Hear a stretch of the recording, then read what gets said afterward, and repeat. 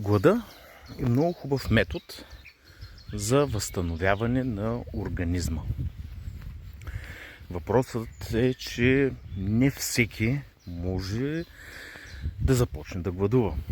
Има хора, защото ни учат още от малки, че е необходимо да се яде сутрин, обед и вечер. И много от хората просто не могат дори да си спуснат един обяд, например. Или като стане малко по-късно от обяд и не са обядвали, започват просто нервно, са гладни и така нататък. Така че за да се започне гладуване лечебно, е необходимо да измениш мисленето си. Оттам започва всичко.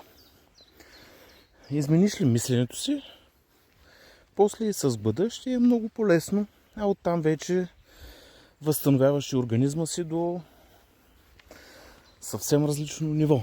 Нямаш нужда от каквото и да е друго. Един лесен метод за възстановяване.